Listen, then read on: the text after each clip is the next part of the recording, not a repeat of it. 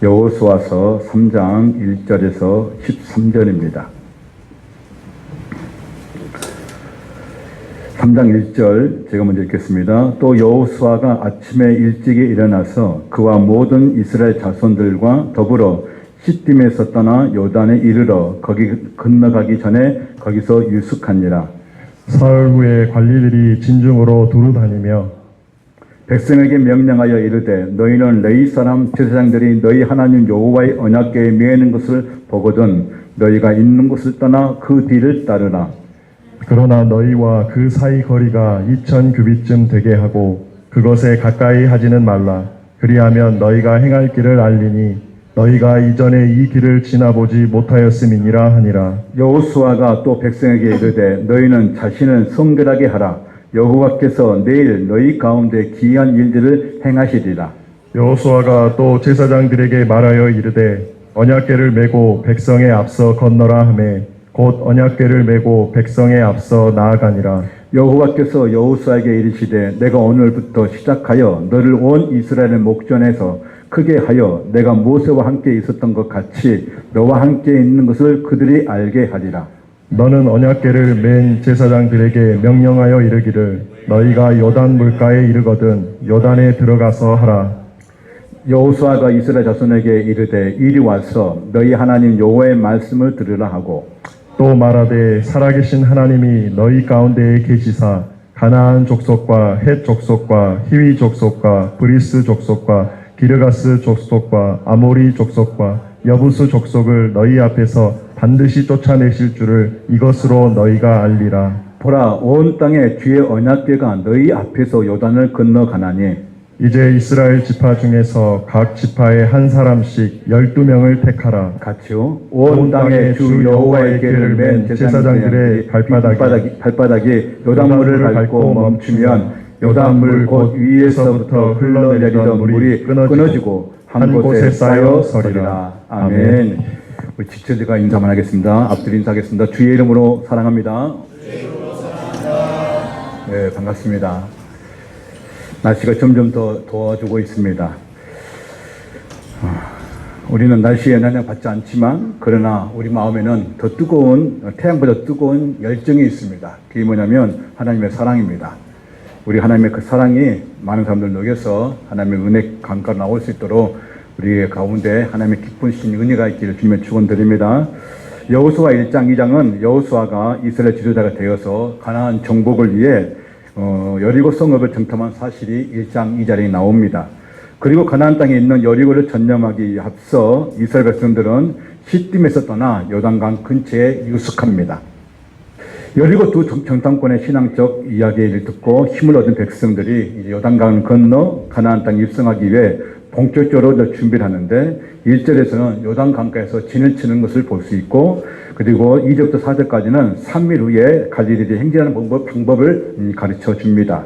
그리고 여호수아는 백성들로 하여금 스스로 자신을 성결케 하라는 그런 명령에 따라서 그 말씀을 지시를 내릴 때 그 말씀이 5절입니다. 그래야 이제 이스라엘 백성들은 40년을 기다려온 가나안 정복의 서막을 이제 열게 하는 것을 볼 수 있습니다. 여호수아는 이스라엘 백성들에게 너희는 한 번도 가보지 않는 그 길을 지나가게 될 것이고 앞으로 하나님께서 어떻게 귀한 일들을 행하실 것인 것을 가르쳐주고 보여줄 것이고 약속하던 대로 가나안 땅에 살고 있는 7 족속들을 내가 반드시 쫓아내실 것에 대해서 하나님께서는 약속하신 것을 볼 수가 있습니다. 그렇다면 오늘 요단강을 건너가야 한다는 그 의미가 무엇인가에 대해서 같이 나누겠습니다. 3장 1절에 이렇게 말씀하고 있습니다. 또 여호수아가 아침에 일찍이 일어나서 그와 모든 이스라엘 자손들과 더불어 시딤에서 떠나 요단에 이르러 건너가기 전에 거기서 유숙하니라 말씀하고 있습니다. 여호수아는 여리고 전탐꾼이 돌아온 다음날 일찍부터 요단을 건너가 이안 준비를 하면서 시딤을 출발하여 요단 강가에 이르게 되었습니다. 과거에 하나님께서 모세가 이스라엘 백성들을 이끌고 홍해를 건너갔던 것처럼 여호수아도 그 짧은 거리이지만 요단강을 이스라엘 백성들과 함께 건너가려는 그런 모든 준비를 하고 있는 것을 볼 수 있습니다. 이스라엘 백성들에게 요단강에 진을 치라고 하신 말씀은 아주 중요한 의미가 들어 있습니다.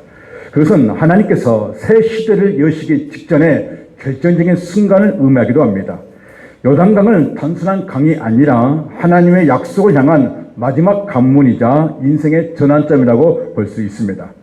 하나님께서는 지금까지 살아온 방식과 다른 삶의 방식을 이제 요구하고 있기 때문에 그렇습니다. 이스라엘 백성에게 요단강은 광야와 가나안을 나누는 경계선, 즉 과거와 미래를 나누는 분기점이 되기도 하고 있습니다. 지금까지 살아온 방식은 애굽에 살아왔던 방식, 그리고 모세와 광야에 40년 동안 구름기둥과 불기둥으로 만나와 메추라고 먹이신 그 하나님은 이제 가나안 땅에 들어가면 이 모든 것이 끊고, 그리고 자신 스스로 그것을 쟁취해서 정복해서 그 땅을 차지하고, 그리고 모든 것을 자기 스스로 공급받는 그런 일들이 이제 이 가나안 땅이기 때문에 과거와 이제 미래에 앞으로 있을 모든 일들은 반드시 그 일을 통해서 하나님께서 하신 일이 무엇인가를 이제 말씀 통해서 보여주고 있다는 것입니다. 예전에는 믿음이 없어도 하나님께서 이루셨다면 요단강을 건넌 후에는 믿음의 결단을 가지고 땅을 쟁취하여 취할 그런 변화를 가지고 있어야 할 의무가 있다는 것입니다. 하나님께서 출애굽한 후에 시내산에서 언약하신 율법과 십계명을 주심으로써 이 율법을 지킬 것을 말씀하고 있습니다. 하나님께서 이스라엘 백성들은 언약을 체결할 때 이 언약을 무엇이라 말씀하냐면 결혼과 함께 비유를 하셨습니다. 여러분, 우리는 결혼을 하게 되면 보이지 않는 약속이 두 가지가 있습니다. 그것은 의무와 책임입니다. 신랑 되신 하나님께서는 신부이신 이스라엘 백성들에게 의무와 책임을 다했습니다. 그렇다면 신부인 이스라엘 백성도 신랑인 하나님께 의무와 책임을 다해야 할 막중한 책임이 있습니다. 그러니까 신랑과 신부는 보이지 않는 약속이 있는데 그것은 의무와 책임을 함께 서로 뭐냐면 이룩해야 한다는 것입니다. 하나님은 분명히 약속하신 것은 그 약속의 그 의무를 책임을 다해서 이루어 주신 것을 우리는 이 말씀을 통해서 구약을 통해서 다 보여주고 있는 것을 보게 됩니다. 그렇다면 신부인 이스라엘 백성들도 하나님께서 신랑이신 것을 우리는 알기 때문에 그 신랑 되신 하나님의 그 말씀에 반드시 의무와 책임을 다해서 순종하는 삶을, 그리고 오로지 하나님 한 분만을 바라보고 사는 그 책임이 의무가 있다는 것입니다. 신부는 오직 하나님만 바라봐야 됩니다. 신랑이신 그분만 보고 가야 되는 것입니다. 만약 겪는 일 한다든가 다른 것을 보게 되면 또 다른 사람을 사랑하는 것은 그것은 신부로서 역할이 하지 않는 것이고 책임과 의무를 다하지 않는 것입니다. 오늘 이제 이 요단을 건너서 새로운 땅, 한 번도 가보지 않는, 건너지 않았던 그 가나안 땅을 하나님께서는 이제 준비를 하시는데 거기에 앞서서 이제 광야와 그리고 가나안의 그 중간선, 그 요단을 건너가기 전에 하나님께서는 어떤 일을 먼저 하셨는지를 우리에게 분명히 보여주고 있다는 것입니다. 그 첫 번째, 이스라엘 백성들이 이제 새로운 땅, 새 시대를 여시기 직전에 요단강에 들어가기 전에 해야 할 일이 무엇인가를 분명히 말씀하고 있습니다. 그것은 첫째, 언약궤를 보고 뒤를 따르라는 말씀입니다. 같이 한번 3절 말씀 읽겠습니다. 3절과 6절입니다. 시작. 백성에게 명령하여 이르되 너희는 레위 사람 제사장들이 너희 하나님 여호와의 언약궤를 메는 것을 보거든 너희가 있는 곳을 떠나 그 뒤를 따르라. 여호수아가 또 제사장들에게 말하여 이르되 언약궤를 메고 백성의 앞서 건너라 하며 곧 언약궤를 메고 백성 앞에서 나아가니라. 아멘. 여호수아의 행정관들이 백성들의 안에 다니면서 말을 합니다. 레위 제사장들이 너희 하나님 여호와의 언약궤를 메는 것을 볼 때에 너희가 있는 곳을 떠나 그 뒤를 따르라고 말씀합니다. 하나님 여호와의 언약궤는 십계명에 새긴 두 돌판과 만나를 담은 항아리와 그리고 아론의 싼난 지팡이가 들어있는 언약궤를 메고 갈 때에 백성들을 그 언약궤를 보고 뒤를 따르라고 말씀하고 있습니다. 뒤를 따라간다는 것은 지난 광야 40년간 하나님께서는 구름기둥과 불기둥으로 인도하셨습니다. 그러나 이제는 구름기둥과 불기둥을 보고 따라간 것이 아니라 하나님의 언약궤를 보고 요단강을 건너라고 하는 말씀입니다. 언약궤가 주는 의미는 바로 하나님의 임재를 상징하는 것이고 또 하나는 하나님의 말씀을 의미하는 것입니다. 뒤를 따라간다는 것은 하나님의 말씀을 보고 따라가라는 것입니다. 이스라엘 백성님들이나 우리들이 하나님의 세우신 이 땅에서 살아갈 때 과거의 모든 행동들을 버리고 하나님을 바라보고 의지하는 결단이 있어야 한다는 것입니다. 이제 이스라엘은 자기 방식대로 살면 죽습니다. 이미 그곳은 만만치 않는 7 족속들이 살고 있습니다.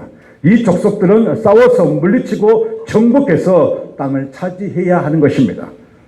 우리 잘 알고 있는 말씀 중에 민수기 21장에 본 말씀이 있습니다. 그게 뭐냐면 이스라엘 백성들이 이제 이 광야 40년 지나갈 때 거기에 에돔 땅을 우회하려고 백성들이 돌아가고 있습니다. 이때에 이 백성들이 우회하고 있는 그것을 보면서 모두가 모세를 향해서 일제히 원망하는 말을 합니다. 여기는 먹을 것도 없고 물도 없다면서 우리는 하찮은 음식을 싫어한다고 원망합니다. 그러자 하나님께서는 갑자기 불뱀을 일으켜서 이스라엘 백성들이 그 불뱀을 물리자 죽는 것을 보게 됩니다. 이때 백성들이 두려워서 모세에게 말하길 우리가 하나님과 당신에게 원망함을 용서해 주십시오. 그리고 범죄했음을 고백합니다. 당신의 하나님께 기도해서 이 뱀들을 떠나게 해달라고 부탁합니다. 모세가 하나님께 기도합니다. 그러자 하나님께서 모세에게 불뱀을 만들어 장대에 매달아 그것을 본 자는 살 것에 대해서 말씀하는 것을 볼 수 있습니다. 민수기 20장 1장 8절 9절 같이 읽겠습니다. 시작. 여호와께서 모세에게 이르시되 불뱀을 만들어 장대 위에 매달아라. 물린 자마다 그것을 보면 살리라. 모세가 놋뱀을 만들어 장대 위에 던지니 뱀에게 물린 자가 놋뱀을 쳐다본 즉 모두 살더라. 아멘. 이 말씀을 예수님께서는 요한복음 3장 14절 15절에 그대로 인용한 것을 말씀하고 있습니다. 이 놋뱀의 사건이 어떤 사건이냐, 그 인자가 십자가에 달릴 때에 그 십자가에 달리신 그 예수를 바라본 자는, 그를 믿는 자는 구원을 받는다는 이 말씀이 바로 오늘 민수기 20장 8절 9절 말씀과 연결되어서 말씀하고 있는 것을 볼 수 있습니다. 그러므로 오늘 이 놋뱀의 사건은 장차 예수님께서 십자가에 죽으신 것과 함께 바로 그를 믿는 자는 구원을 받는 그런 역사가 있는 것을 이 본문을 통해서 말씀하고 있습니다. 그러므로 우리가 언약궤를 보고 뒤따라가듯이 우리는 예수 그리스도의 그 십자가의 말씀을 보고 우리는 뒤를 따라갈 줄로 믿습니다. 그때 우리는 뭐냐면 생명과 구원과 하나님의 영광이 우리 가운데 일어날 줄로 믿습니다. 200만 명이라는 이스라엘 백성들이 내일 범람하고 깊이 있는 요단강을 건너갈 때 반드시 해야 할 것은 언약궤를 맨 제사장들을 보고 뒤따르면서 따라가는 것입니다.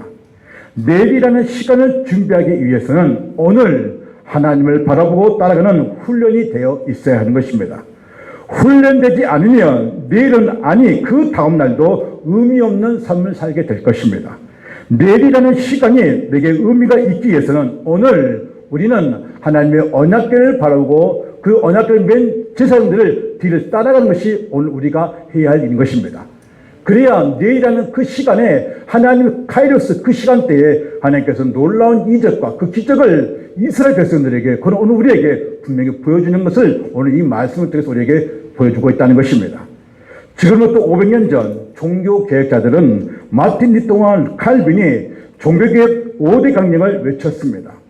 그것은 사도의 가르침에 따라 그리스도인들의 신앙과 삶의 핵심 기초를 라틴어 솔라라고 시작했습니다. 이 솔라가 뭐냐면 따라하십시오. 오직.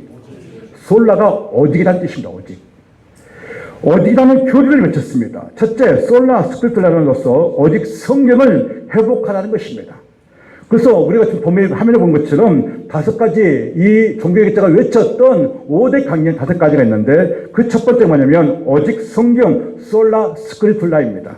모든 성경은 하나님의 말씀으로 되어 있다는 것을 분명히 500년 전에도 외쳤고 오늘 우리에게도 이 교회 안에 반드시 외칠 줄로 믿습니다. 여러분, 성경은 하나님의 말씀입니다. 믿습니까? 그리고 오직 그리스도입니다. 솔라 크리스투스죠. 세 번째는 오직 은혜로 솔라 그라치아, 그 다음에 오직 믿음으로 솔라 피데, 오직 하나님의 영광을 위하여 솔라 글로리아는 이 5가지 강령을 가지고 종교개혁을 우리는 이런 것을 볼 수 있습니다. 그러면 모든 시작은 오직 성경이어야 하는 것입니다. 성도님들이 오직 성경이라는 그 마음이 없다면 신앙은 기초가 흔들리게 됩니다. 예를 들어서 어떤 건물은 지진에 아주 강한 건물이 있는가 하면 지진에 연약한 지진에도 넘어지는 그리고 쓰러지는 그런 건물이 있는 것을 볼 수 있습니다. 원인이 무엇이겠습니까? 기초가 단단하냐 기초가 단단하지 않느냐의 차이가 있다는 것입니다. 만약 교회와 성도님들이 오직 성경이 아닌 다른 것으로 무조건 채워진다면, 거기에 관심을 두게 된다면 우리는 반드시 신앙의 기초가 없기 때문에 우리는 반드시 무너질 수밖에 없게 됨을 볼 수 있습니다. 그러므로 저와 여러분이 우리가 가장 갖추고 있어야 뭐냐면 반드시 교리, 하나님 말씀, 조직의 신학이라는 분명히 그 교리를 통해서 우리는 분명히 우리의 생각이, 우리의 사고방식이, 우리 가치관이 바로 세워질 줄로 믿습니다. 성경은 정확무한 하나님의 말씀입니다. 여러분의 삶이 흔들리지 않고 성령의 충만함으로 살아가는 분이라면 그분을 성경에 기록한 하나님의 말씀이라고 믿고 살아가시는 분임을 저는 믿습니다. 성경을 읽고 묵상할 때 심오함을 느끼게 될 것입니다. 하나님의 진리는 심오하지만 하나님의 깊은 것까지도 통달하시는 성령께 하나님의 말씀을 듣고 읽을 때 그 심오함을 느낄 수가 있음을 믿으시길 바랍니다. 여러분, 성경을 사랑하시길 바랍니다. 성경을 가까이 하시기를 바랍니다. 성경은 여러분에게 생명을 주고 구원을 주고 삶의 지혜와 능력을 주는 가장 강력한 힘이 바로 성경인 것을 믿으시길 바랍니다. 그래서 모든 성경의 가르침의 시작은 바로 뭐냐면 오직 성경의 시작인 것을 볼 수 있습니다. 그러므로 조직신학의 모든 신학의 기초가 뭐냐면 바로 성경부터 시작한다는 것입니다. 그 다음에 하나님, 그 다음에 예수 그리스도, 그 다음에 성령, 그리고 구원, 교회, 그리고 총만 이렇게 이루어져가는 것을 볼 수 있습니다. 여러분, 그렇다면 우리가 잘 알다시피 예수님께서도 그러면은 성경을 인용하셨다는 것입니다. 예수님께서는 모든 그 구약에 되어 있는 그 말씀들을 우리가 사복음서에 보면은 아주 자세하게 하나님 구약의 모든 성경의 그 말씀들을 예언되는 것들을 성취를 통해서 이루시고 그분이 직접 말씀하신 것을 우리가 볼 수 있다는 것입니다. 우리가 잘 알고 있는 마태복음 4장 1절부터 11절까지 예수님께서 공생을 시작하시기 전 세 가지 시험을 당하는 것을 우리가 잘 알고 있습니다. 그 첫 번째가 무엇이냐? 사단이 돌을 떡덩이가 되게 하라 했습니다. 그렇죠? 그랬습니까? 안 그랬습니까? 사단이 돌을 떡덩이가 되게 하라 했습니다. 그때 예수님께서는 어떤 말씀 하셨느냐? 신명기 8장 3절 말씀을 그대로 인용하시면서 사람이 떡으로만 살 것이 아니요 하나님 입으로부터 나오는 모든 말씀으로 살 것이라고 신명기 8장 3절 말씀을 인용하셨다는 것입니다. 두 번째, 사단이 하나님의 아들이라면 성전 꼭대기에서 뛰어내리라고 두 번째 시험을 할 때 예수님께서는 신명기 6장 16절 말씀을 인용하면서 주 너의 하나님을 시험하지 말라고 그대로 말씀하십니다. 셋째, 사단이 내게 엎드리면 천한 만국을 주겠다고 유혹하면서 말을 합니다. 예수님께서는 신명기 6장 13절 말씀을 인용하면서 사단아 물러가라 주 너희 하나님께 경배하고 다만 그를 섬기리라 하고 말씀하셨습니다. 이 세 가지 시험을 성경으로 대답해서 그 시험을 이기셨다는 것입니다. 그래서 저와 여러분이 가장 신앙의 기초가 되어 뭐야 되는 것이냐면 오직 성경의 바탕으로 시작되어야 한다는 것입니다. 아멘. 지금 교회와 성도들이 위기가 찾아왔습니다. 오직 성경을 믿지 않거나 무너뜨리고 있는 사람들이 있습니다. 교회와 성도들이 너무나 물질만능주의와 신비적인 체험으로 흘러가고 있다는 것입니다.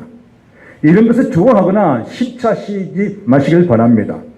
참된 교회는 오직 성경의 바탕 위에 서는 것입니다. 저와 여러분이 반드시 지켜야 할 바로 그것이 뭐냐면 성경인 것을 믿으시길 바랍니다. 이스라엘 백성들이 가나안 땅에 들어가기 위해서는 반드시 요단강을 건너야 합니다. 요단강을 건널 때 첫째가 언약궤를 맨 제자들을 보았다면 뒤따랐다면 이제 두 번째는 뭐라고 말씀하시느냐? 둘째는 너희 자신을 성결케 하라고 말씀합니다. 같이 읽겠습니다. 여호수아 3장 4절 5절 말씀입니다. 시작. 그러나 너희와 그 사이의 거리가 그것에 가까이 하지 말아라. 그리하면 너희가 행할 길을 아니 너희가 이전에 이 길을 지나보지 못하였습니다. 여호수아가 또 백성에게 이르되 너희는 자신을 성결하게 하라. 여호와께서 내일 너희 가운데 기이한 일들을 행하시리라. 아멘. 여기 보시면 2000규빗이 나오는데 2000규빗 1규빗은 여기서부터 여기까지가 43.5입니다. 5cm입니다. 그러니까 2000규빗은 정확히 센티로 지면 913m입니다. 약 1km이죠. 저 그림 보시면 요단강 있죠? 보이죠? 그리고 그 앞에가 언약궤 맨 지사님도 있습니다. 그리고 그 뒤 사이에 1km의 간격이 있습니다. 원래는 성경은 913m인데 그걸 1km 적어놨습니다. 그리고 12지파들, 그 자리들 사가지고 뭐 있습니까? 200만 명 백성들이 뒤따라서 가는 것입니다. 그러면 요단강을 건너갈 때 반드시 먼저 봐야 할 것이 무엇일까요? 하나님의 언약궤를 보고 가는 것입니다. 그러니까 200만 명은 수많은 사람들이 무엇을 보고 가느냐? 요단강에 물을 보는 것이 아니라 뭘 본다고요?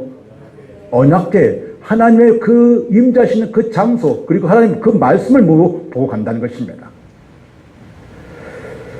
가나안 땅은 결코 만만치가 않습니다. 가나안 땅에 들어가기 위해서는 그 요단에 건너갈 때에 자신을 성결하라고 분명히 말씀하고 있습니다. 그래서 성결이란 말은 히브리어로 카다시입니다. 이게 무슨 뜻이냐?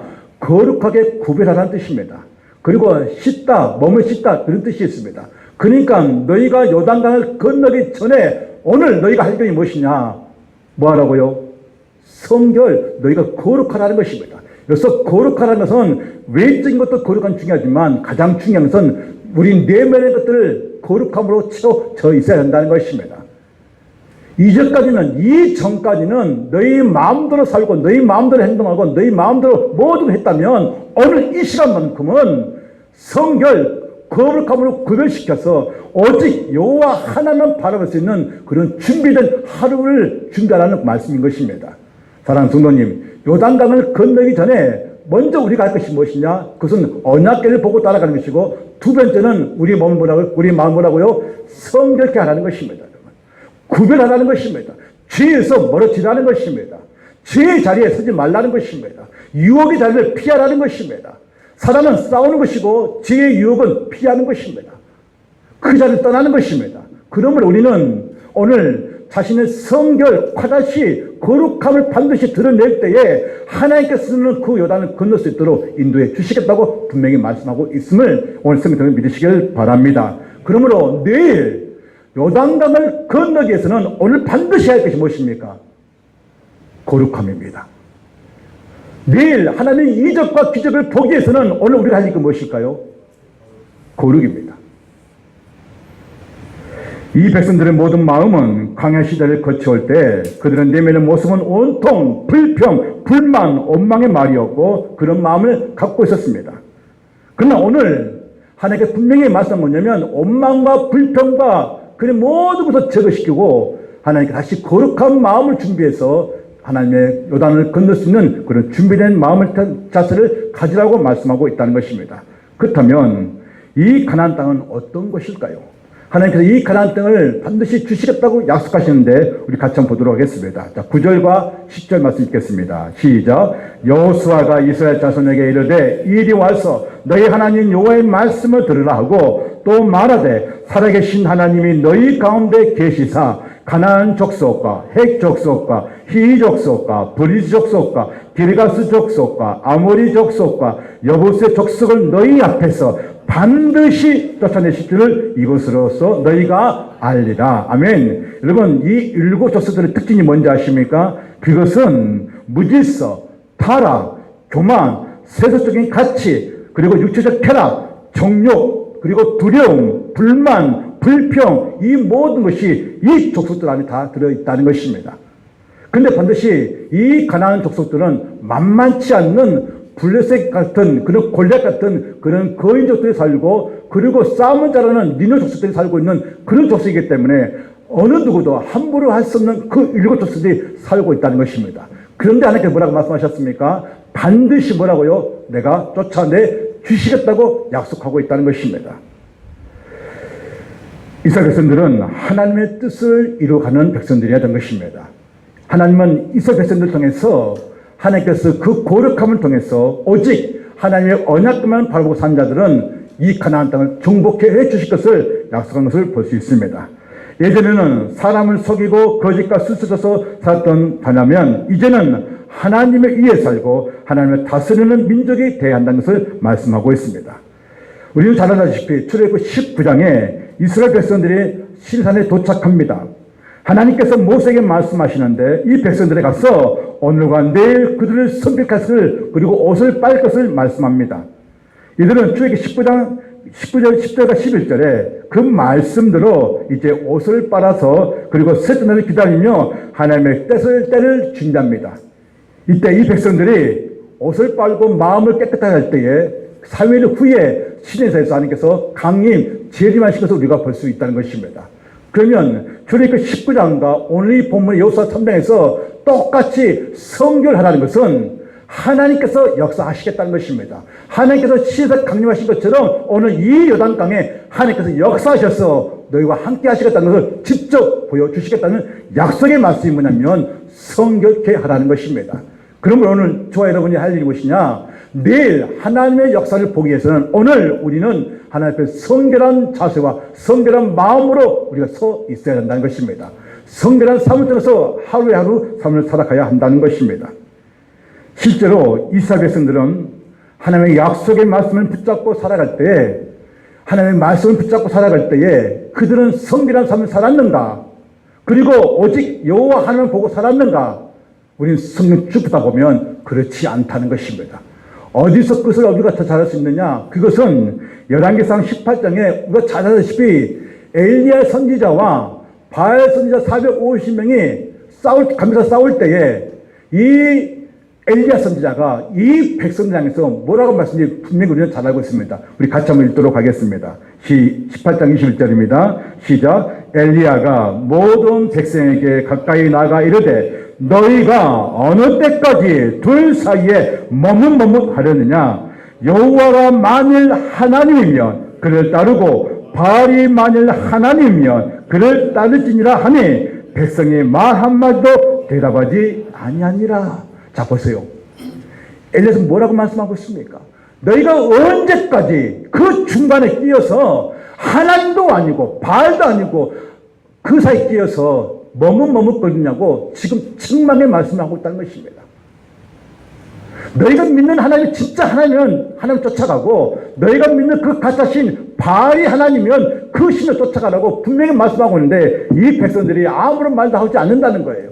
왜요? 그 양심에 지금 머뭇머뭇거리고 있는 신앙을 갖고 있기 때문에 그렇습니다.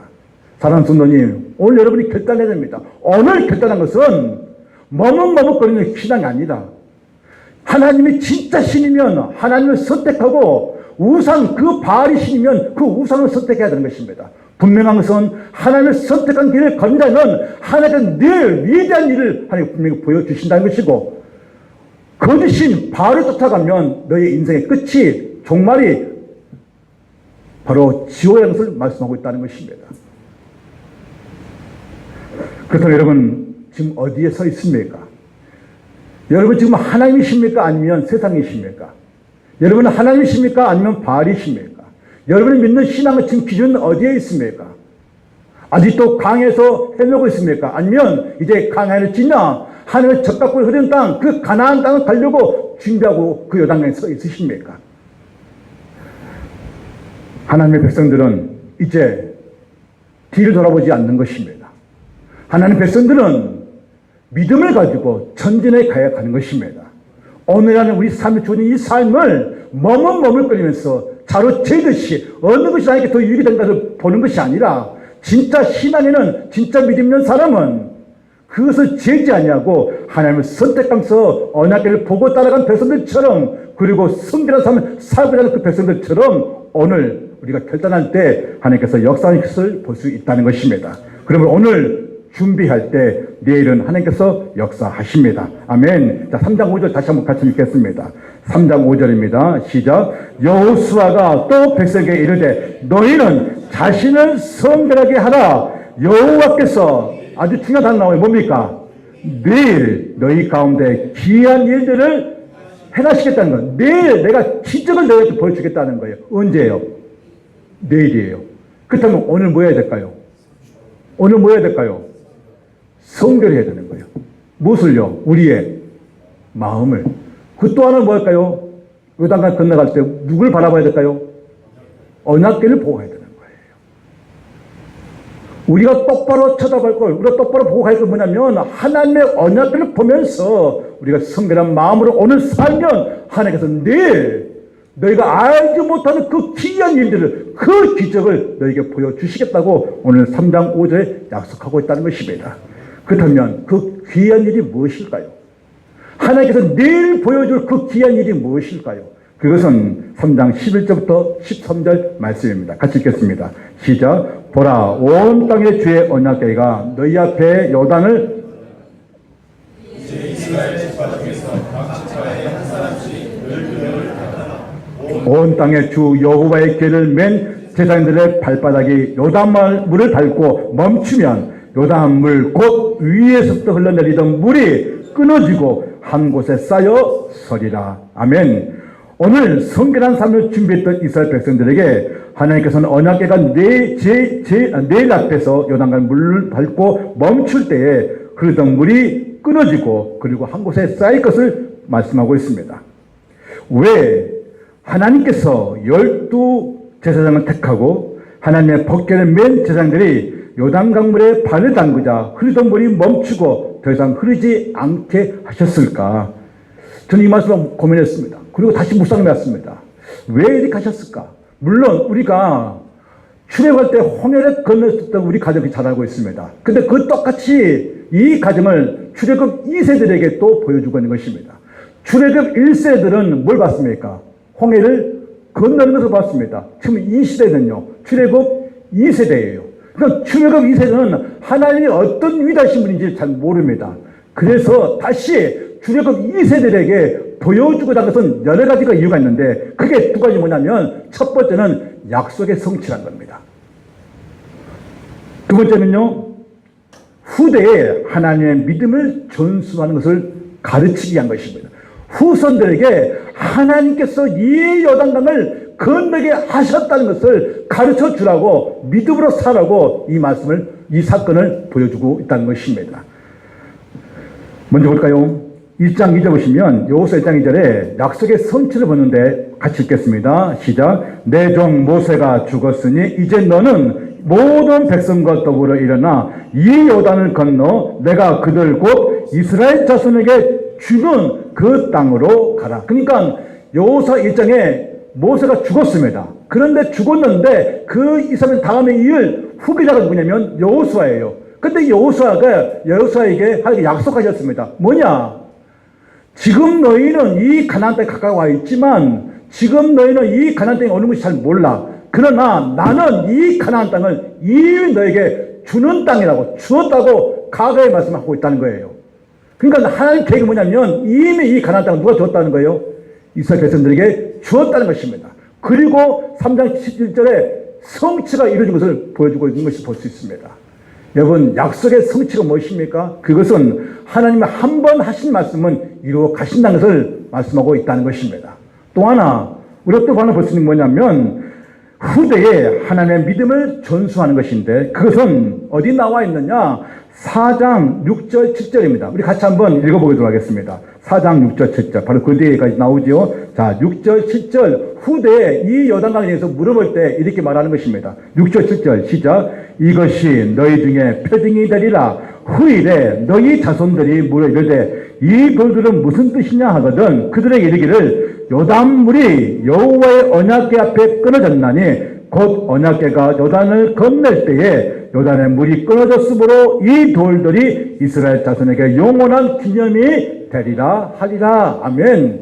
요단강을 건너고 난 다음에 12지파들이 돌을 세웠는데 이 돌을 세울 때 후대 하나님 아버지 이 돌이 뭐예요? 하고 그럴 때 오냐 하나님께서 우리 조상들이 이 요단을 건너갈 수 있도록 뭐요? 하신 이 일을 표징이 바로 뭐냐고요? 이 돌들이다 이렇게 말씀하고 있는 것입니다. 약속은 믿음의 후손들에게 반드시 이루어지는 것을 볼 수 있습니다. 사랑하는 성도님, 그렇다면 우리는 오늘과 내일을 준비할 때 오늘 반드시 오늘이 진짜 하나님 앞에 중요한 날이라는 것을 믿으시길 바랍니다. 그렇다면 오늘 우리는 해야 될까요? 먼저 언약궤를 맨 제사장들을 반드시 바라봐야 됩니다. 다시 말해서 우리는 누굴 바라봐야 됩니까? 여호와 하나님을 바라봐야 되는 거예요. 두 번째는요, 우리의 마음이 성결, 거룩해야 된다는 것입니다. 세상에 속하지만 세상과 똑같이 사는 자가 아니라 구별이라는 것은 세상에 속하지만 그 세상에 떠나 하나님 말씀 앞에 서 있는 자가 뭐냐면 구별된 삶을 산다는 것입니다. 그러면 오늘 우리는 말씀과 그 거룩이 변화의 서막인 것을 분명히 오늘 우리 통해서 보여주고 있습니다. 변질된 복음에 속아서는 안 됩니다. 변질된 복음이라는 것은 하나님의 말씀을 믿지 않고 순종하지 않고 거짓된 변화를 말하는 것입니다. 얼마든지 사람을 속일 수 있습니다. 변화는 하나님의 말씀으로 변화되어야 합니다. 우리는 하나님의 성품을 가졌습니다. 사랑, 은혜, 용서, 긍휼 등 우리는 하나님의 공의적 속성을 우리는 갖고 있습니다. 하나님의 성품을 얼마든지 가진 것처럼 하여 변질시켜 포장해서 신앙생활을 할 수 있습니다. 변질된 복음에 속하여도 안 되지만 그의 무관계에서도 안 되는 것입니다. 우리의 삶에서 예수 그리스도의 복음이 내 삶에서 쇼인도에 장식된 모조품이 아니라 살아있고 숨쉬는 복음의 능력이 우리의 삶에서 나타나야 한다는 것입니다. 변화는 두려운 것이 아닙니다. 변화는 언약궤를 바라보고 따르는 것이 삶이 되어야 하는 것입니다. 그리고 따라가고 있으면 세상의 유혹과 미혹이 나를 언습할 때에도 거기에 넘어가지 않고 구별된 삶을 사는 것이 뭐냐면 바로 변화입니다. 여러분, 변화의 복음의 모조품이 있습니다. 신약 성경에는 성공이라는 단어가 없습니다. 그러나 거룩이라는 말씀은 있습니다. 예수님께서 오늘 우리에게 성공이라는 유혹의 케이스에 넘어가지 말라는 것입니다. 오히려 거룩한 삶으로 변화하라고 말씀하고 있습니다. 변화된 삶을 살 때에 너희들의 삶이 얼마나 유택한지를 오늘 말씀을 통해서 우리 보여주고 있다는 것입니다. 성경은 신자가 바라는 것을 꿈꾸고 생각함으로써 원하는 바를 소유하는 것을 복음이라 말하지 않습니다. 복음의 중심은 내가 원하는 것이 아닙니다. 성경은 일관되게 예수 그리스도 안에서 하나님이 우리를 위해 무엇을 이루셨는지 말씀하고 있다는 것입니다. 그것은 우리가 그리스도 안에서 변화를 꿈꾸라는 것입니다. 성도의 삶의 중심이 예수 그리스도가 되라는 것입니다. 우리는 기적을 바라는 존재보다 예수님 때문에 변화된 나의 모습에서 다른 사람에게 빛으로 드러나는 것을 기뻐해야 한다는 것입니다. 사랑하는 성도님, 여러분의 내면은 변화되고 있습니까? 오늘 변화되기 위해서 힘쓰고 있습니까? 그렇다면 오늘 힘쓴 자들에게는 우리는 내일을 소망할 수 있고 기대할 수 있다는 것입니다. 내일이라는 것은 오진 않았지만 분명한 것은 약속하셨다는 것입니다. 오늘 거룩한 삶을 살고자 하는 모든 성도들에게 하나님께서는 내일이라는 놀라운 하나님의 그 기적이 구원의 역사가 일어날 줄로 믿습니다. 아무도 믿지 않았지만 그러나 분명한 것은 여호수아는 믿었다는 거예요. 아무도 믿지 않았지만 여호수아는 내일 그 요단강이 갈려질 것을 믿었다는 것입니다. 그것은 여호수아의 그 믿음을 통해서 오늘 우리에게 보여주고 있는 것입니다. 사랑하는 성도님, 그렇다면 오늘과 내일 사이에 분명한 변화가 일어나야 되는데 요단강을 건너기 전에 여러분 해야 할 일이 있다면 첫 번째는 하나님의 언약궤를 바라보시길 바랍니다. 하나님의 말씀을 보시길 바랍니다. 두 번째는 끝까지 주님 오실 때까지 우리가 영적으로 싸워야 할 그 거룩함, 내가 거룩하니 너희도 거룩하라는 그 하나님의 그 엄연의 말씀에 이 거룩함을 삶을 살려고 힘쓰시기를 주님으로 축원드립니다.